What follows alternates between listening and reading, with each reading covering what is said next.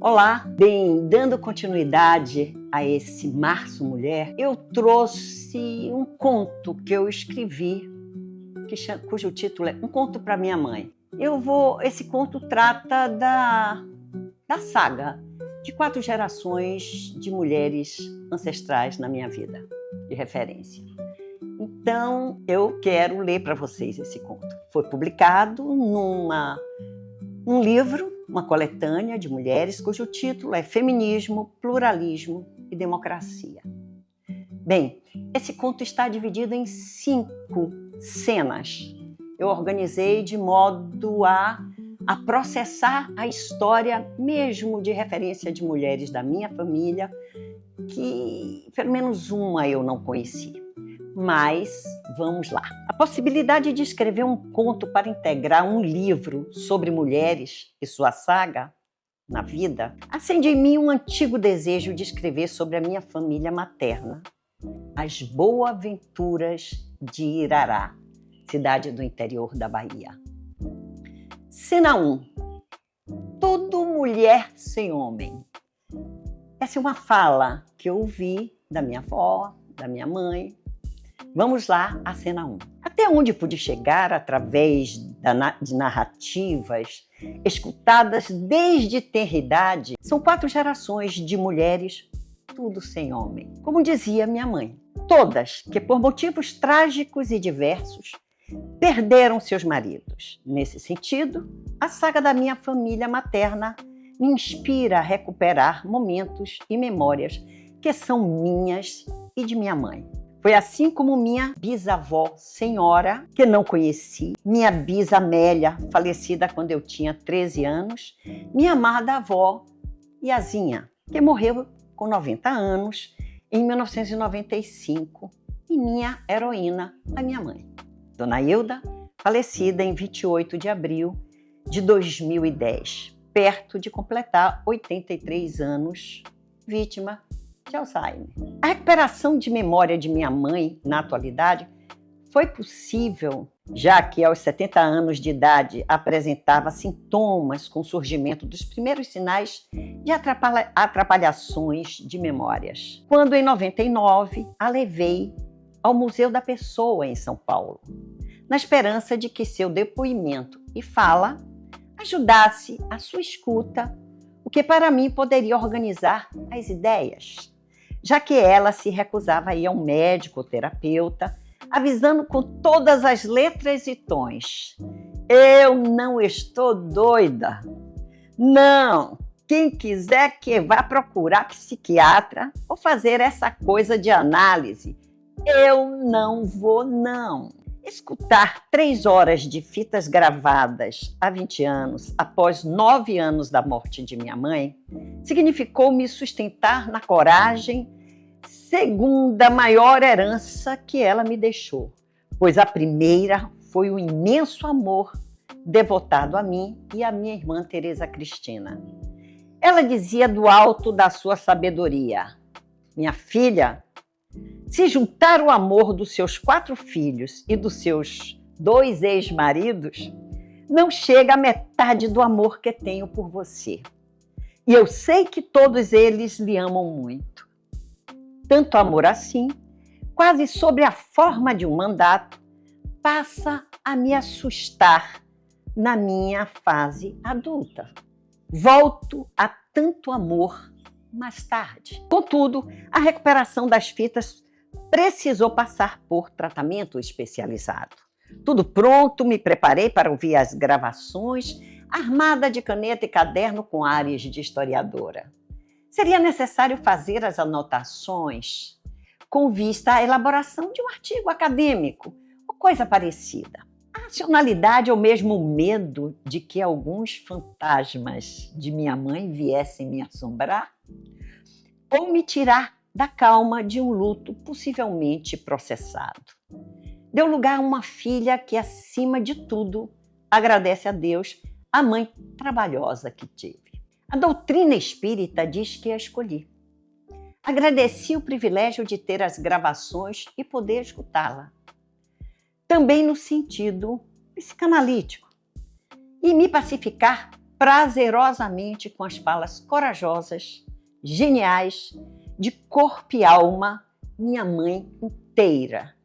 O depoimento de minha mãe ecoa em mim, em minha irmã e em minhas 3 filhas e no meu filho, a sua pulsão de vida. Larguei as ferramentas de trabalho, deitei no sofá e sorvi as boas lembranças. Cena 2. A saga da família Boaventura.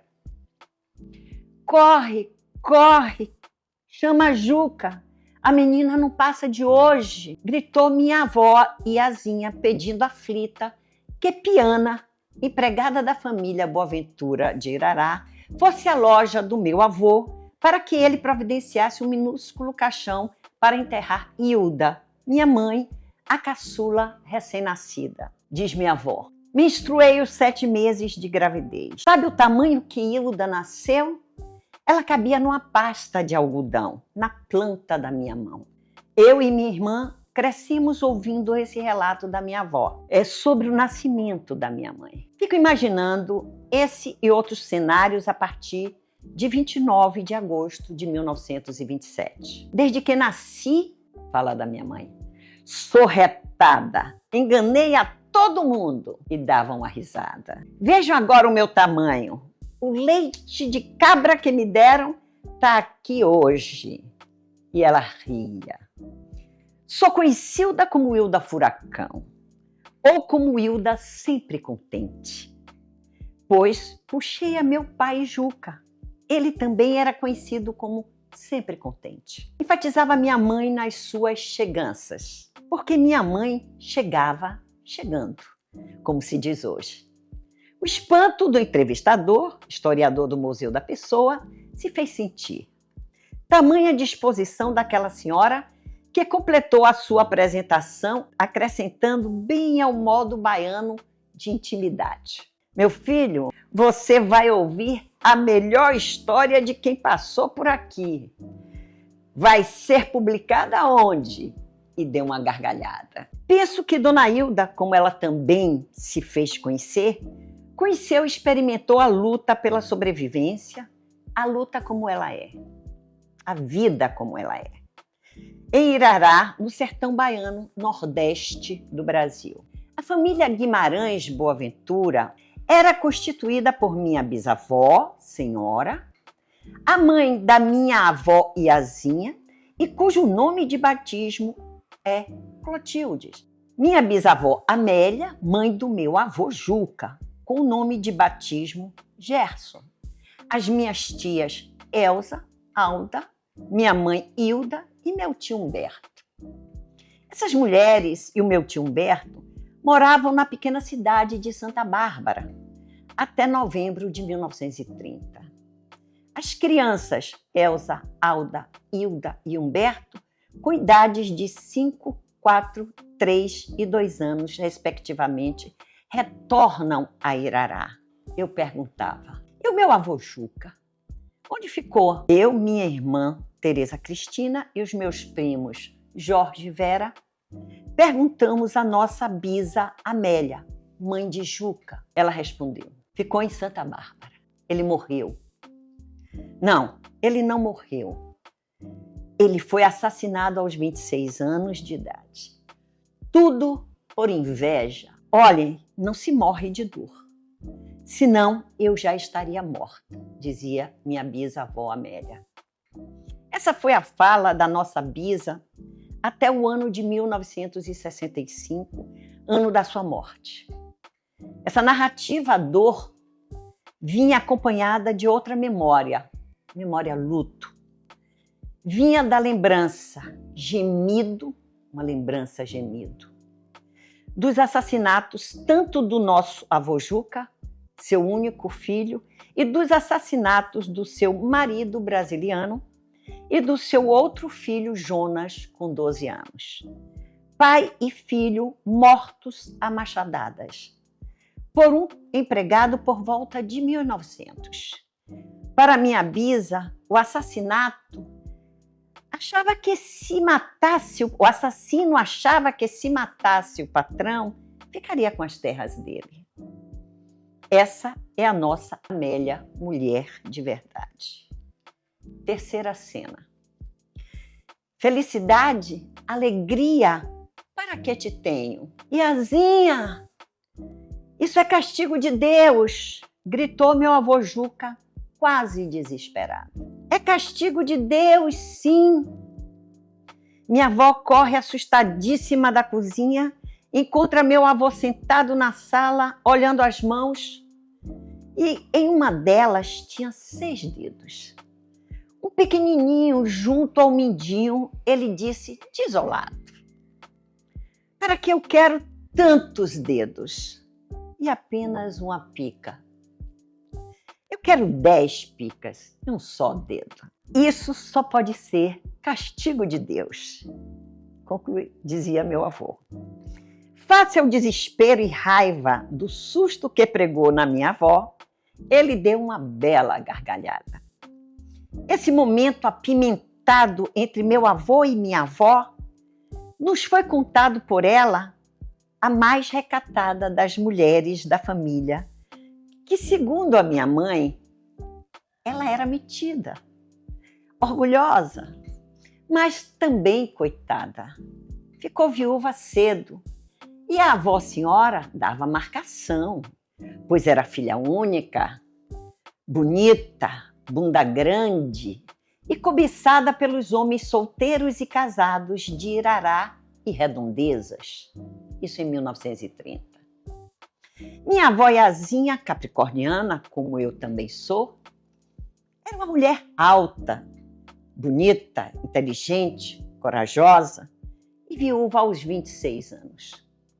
Ficou com seus 4 filhos, sua mãe e sua sogra. Tiveram que voltar para Irará depois da morte do marido, como dito por minha avó, depois do assassinato de Juca, no dia 3 de novembro de 1930. Fala da minha avó. Pel é como a minha família me chama, Pel.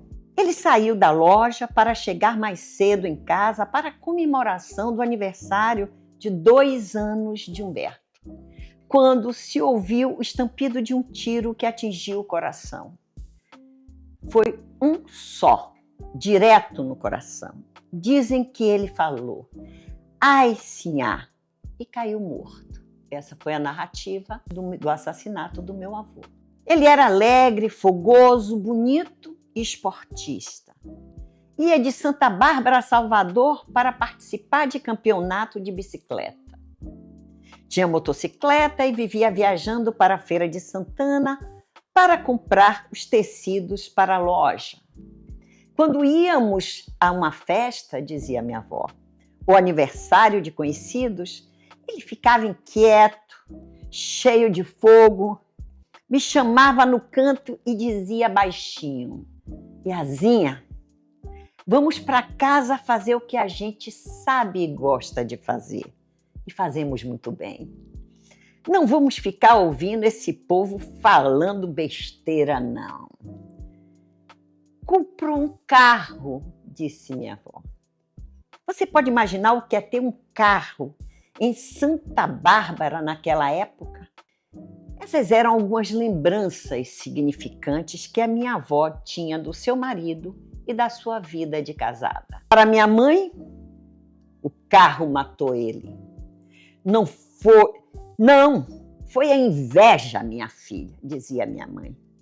Quando ele comprou o carro, as crianças da cidade ficavam em cima do carro. Ele reclamou pedindo para descerem, mas o filho de um conhecido dele não quis sair.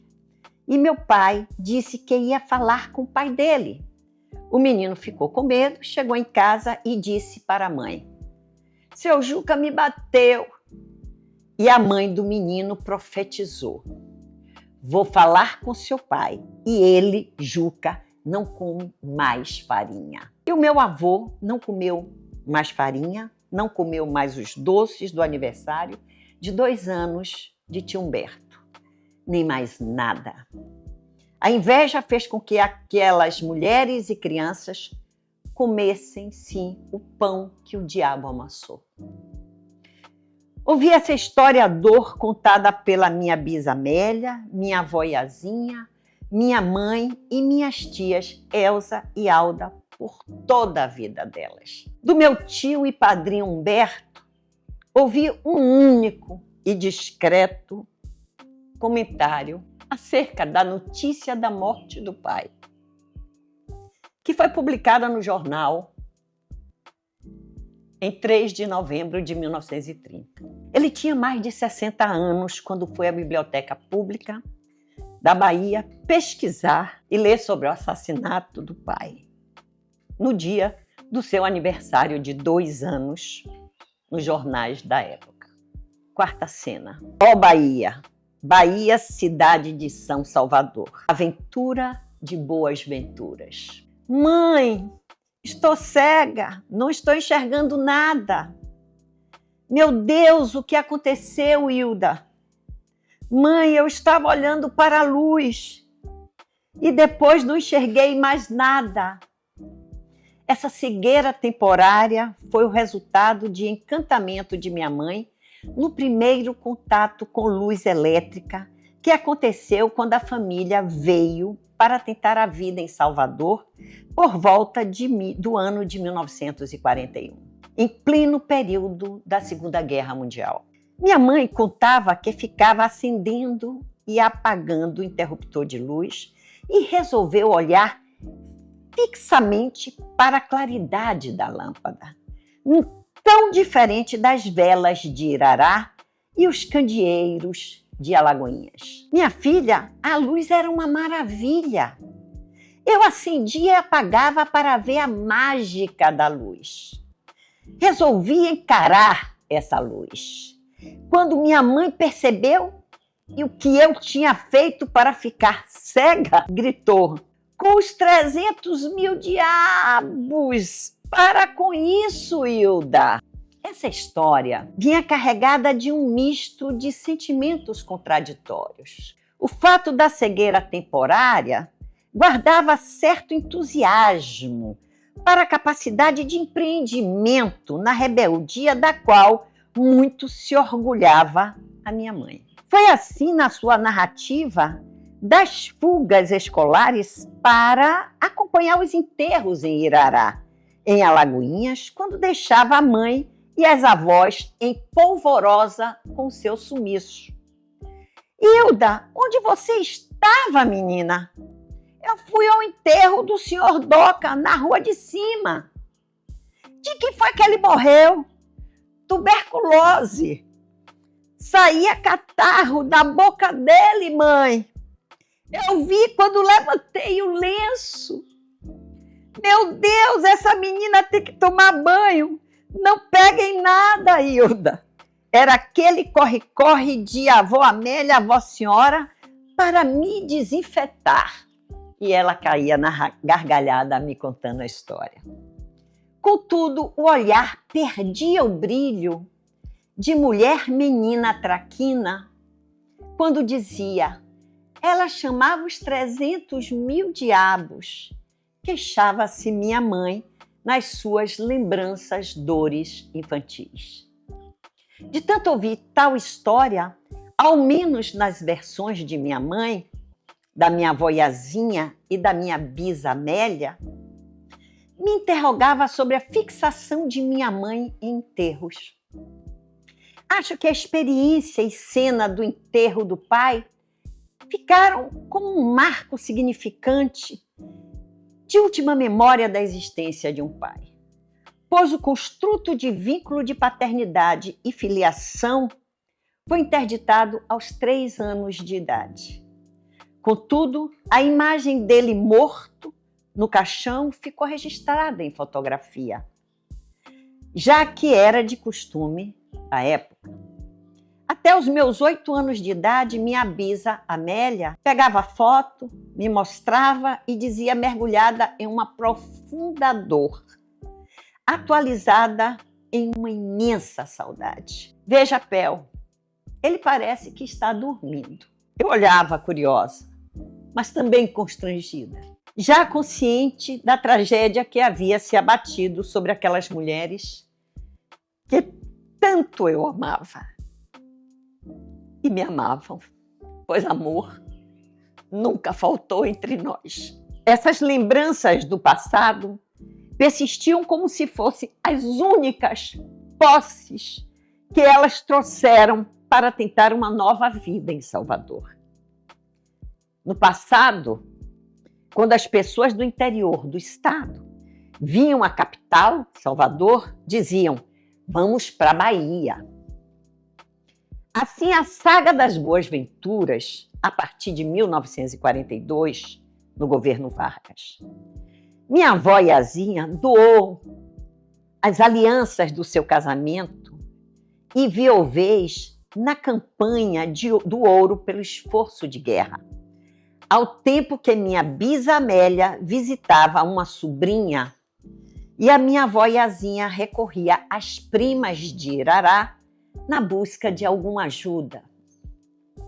Esse périplo ainda acontecia na segunda metade da década de 50, quando pude, ainda menina, testemunhar a participação da humilhação na casa da prima Luizinha, a sobrinha de Amélia, que tinha uma geladeira com chave. Ela destrancava a geladeira, abria discretamente, cobrindo com o corpo, de modo que as visitas não vissem o que tinha dentro.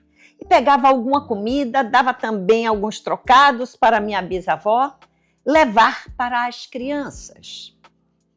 Àquela altura, o tempo se somavam as 4 crianças dos anos 20, mais 4 crianças dos anos 40 e 50, ou seja, meus primos Jorge e Vera, filhos de tia Elza, e eu e minha irmã Tereza Cristina. Nesse contexto do esforço de guerra, seguido pelo período conhecido como democrático, aquelas mulheres tiveram que se ajustar como trabalhadoras urbanas para agora garantir também a sobrevivência dos seus 4 novos rebentos. Quinta cena: a grande família Boaventura, de Irará a Campinas. Minha avó Iazinha, que carregava a viuvez desde os 26 anos, aos 90 era apoiada, cuidava da mãe, senhora, e pela sogra, Amélia, ambas já idosas, ocupava-se com filhas adolescentes e do filho único que concluiu o 2º grau. As meninas mal cursaram até a 3ª série primária, em colégios de Irará e Alagoinhas. Depoimento de minha mãe, tínhamos que andar 7 léguas. Já pensou nisso? Eu não queria estudar, era muito sacrifício. Tive uma professora que gostava muito de mim. Acho que ela tinha pena, pois eu era muito magrinha. Quando ela chamava para tomar a lição, eu não tinha feito nada, mas sabia que ela era apaixonada pelo marido, que era um homem horrível, dizia minha mãe. Minha mãe tinha muito orgulho da beleza da família Boaventura. Era essa uma das poucas distinções e de reconhecimentos sociais que a família gozava. Todas ficaram conhecidas como as mulheres bonitas de Irará. Mesmo na minha fase adulta, ouvi com frequência referências à beleza da minha mãe, tias e avó. Incluo meu tio Humberto na beleza dos Boas-Venturas. Hilda, lê a lição, pedia a professora Rosinha. Sabe, professora, ontem eu vi o senhor Alfredo, marido da professora. Ele estava alinhado, com um terno muito bonito. Ela ficava encantada, se esquecia de tudo quando se falava dele. Chegava o final do ano, ela me aprovava. E assim cheguei até o 3º ano primário e dava uma risada. Sem moralismos, minha mãe narrava as suas peripécias, completando a explicação do seu mal-estar no que dizia respeito à sua experiência de escolaridade. Pel, minha filha, graças a Deus, soube que acabaram com a tabuada e a cartilha do ABC. Entusiasmada com as novidades educacionais, concluía dando uma bela gargalhada. Não vou precisar estudar mais. Essa herança traumática de experiências sofridas no contexto de escolas chega até as crianças da década de 40 e 50. Meus primos, Vera e Jorge, conseguem concluir o segundo grau, de modo muito sofrido. Minha irmã, com os traumas de rebaixamentos nas primeiras séries do antigo ensino primário, teve que lutar contra os fantasmas do passado para concluir a faculdade de Educação Física. Eu só consegui me alfabetizar quando tinha 10 anos de idade. Minha mãe não nos acordava para ir para a escola. Mãe, eu tinha prova hoje. Meu acordar era assustado. Tinha como resposta a tranquilidade e força argumentativa da minha mãe, cheia de amor. Vocês estavam dormindo tão bonitinhas. Além do mais, o dia está nublado, podem continuar dormindo. E ai de quem não deixar vocês fazerem a prova outro dia. Ela era o terror das professoras, coordenadores e fiscais de corredores das escolas. Lá veio a mãe de Petilda e Cristina, sumiam todos da escola, pois tinham receios das aporações de Dona Hilda. Tanta confiança e coragem nos abasteceram a enfrentar as pedras do caminho. Não havia regra escrita ou moral que nos ameaçasse, pois Dona Hilda Furacão estava pronta a nos defender. Mas o ponto máximo desse cuidado aconteceu quando da defesa da minha tese de doutorado na Unicamp, em 2001. Mesmo com os sinais e perturbações de memória, quis que a minha mãe estivesse presente naquele momento da minha vida. Pedi a minhas filhas que cuidassem das possíveis manifestações dela, sempre ao meu favor. Não foi diferente. Após 4 horas de arguição, meu orientador, Ricardo Antunes, declarou: bem, já arguímos Petilda durante 4 horas, ela respondeu a todas as questões e ouvi uma espécie de clamor, aflição e indignação da minha mãe. Eu acho é que já chega! Vamos embora, minha filha!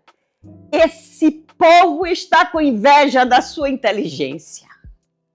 Vamos sair daqui, minha filha. Pedi às minhas filhas que levassem minha mãe para aqui, fora da sala, para que eu pudesse concluir aquela etapa da minha vida, que para além de mim recuperava identidades através das angústias, memórias e lutas de quem vive do trabalho. Trabalho esse que ressignificou a existência do meu pai, que enlouqueceu no trabalho bancário aos 26 anos de idade, quando eu tinha 1 ano e meio de idade. Mas essa é uma outra história.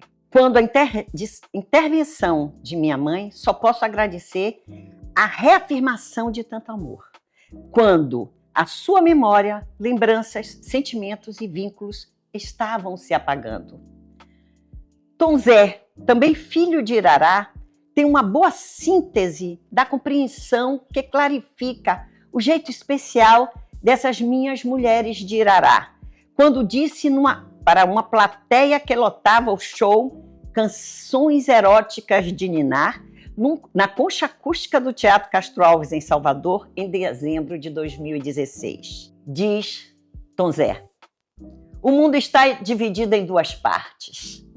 De um lado está Irará, do outro lado está a civilização. Entendi tudinho. Vejo vocês no próximo episódio.